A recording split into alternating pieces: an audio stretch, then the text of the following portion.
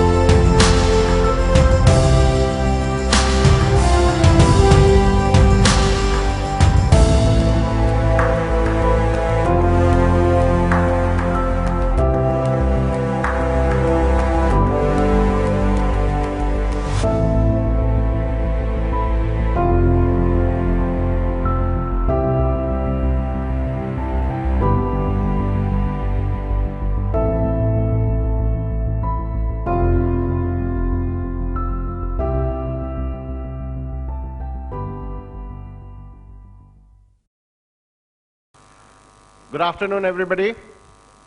I'm Deepak Sinha from Department of Telecommunications, Government of India. Can somebody come and tell me where is my presentation? Yes. Okay, since we are in the session of enabling business and business ease, so what is important for the business is that we should have skilled manpower. At the first place, I must thank Government of Punjab for inviting me to share my views. Also thank the chair also to give me time to share my views before the audience. And the foremost thing which the Government of India has perceived, that skill is very important. You see, we normally take conventional degrees, BA, graduation, engineering, medicals and whatnot. Now, you know, as you may be knowing, just to begin with it, that GOI government is thinking that even the requisites to enter into the competitions and whatnot, they will be defined on the skill levels. The National Skill Qualification Framework notification has been issued from 0 to 10. So graduation, people coming out as graduation, if everybody having coming out of a class of engineering or graduation, so each person may have different percentage, that is an educational qualification, but what kind of skill he has, it reminds me of Honorable Prime Minister, what he used to say, कि भाई आपको आता क्या है, आप BA हैं, आप high school हैं, ये हैं, अभी आपको पास नौकरी नहीं है, पर आपको आता क्या, what do you know, what can you do? So that is the thing. And now the skill, see here, this was also well worded by Honorable President in his address in June 2014, wherein he said, Har haath ko hunar. See, all hands in India must be capable of doing something. They should be doers, so that there is a prospective employer to each of us.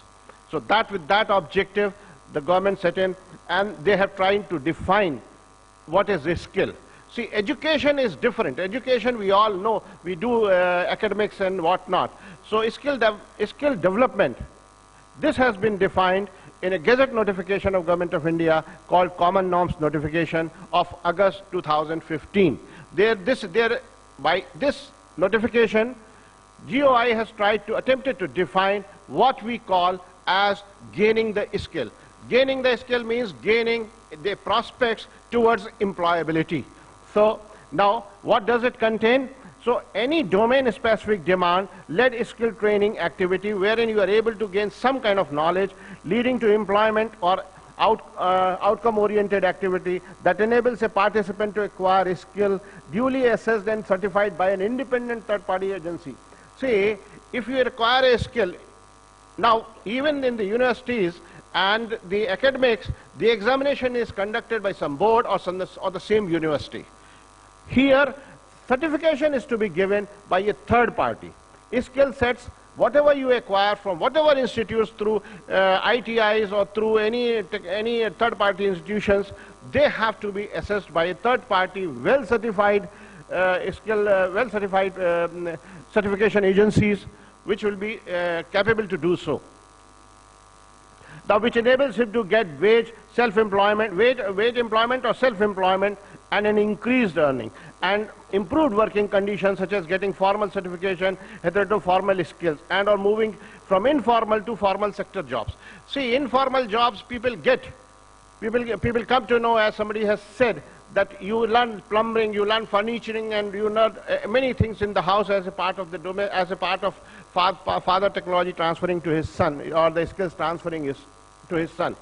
But then in the present day, what you require is a kind of certification which can work, which can give you a better employment. So this is where the government is trying to go ahead.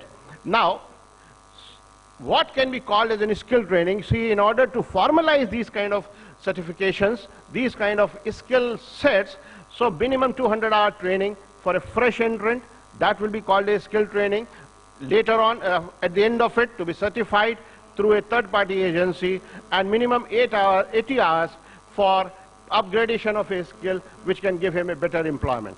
That's what the definition part says. Now, I would like to present some of the data about our nation.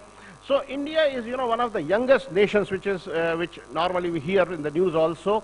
From 15 to 59, which is said to be a normal working age. You see, leave aside the rule portion, 15 years or whatnot, but we all know if the family is in poverty, children above 15 or maybe lower than 15 also keep working. So now we have 62% of the population in this age. That means this is our working force. So 62% of the population is able to, is in a position to. Now what we have to do is we have to provide them proper skills. Now by 2025, a study done by Ministry of Skill Development that says 1 in 5 Indians, world population will be Indian, making India not only to meet its requirements, but also the requirements. 5 minutes. We have 2 minutes, so we shut down. Okay, then. See. Okay. See, I will give you final data. 2013, there were 461 employed people, and by 2022, 582 people, job requirements will be there across the nation, and 80% of the job will be in across 10 sectors. The sectors are like this: construction 31 million, retail 17 million, transport 12 million, and like this we have all listed here. So there are ample of job opportunity. The only thing is one has to go from education to skilling. Okay, thank you. I have no time, so I had intentions to go further in telecom. Thank you very much.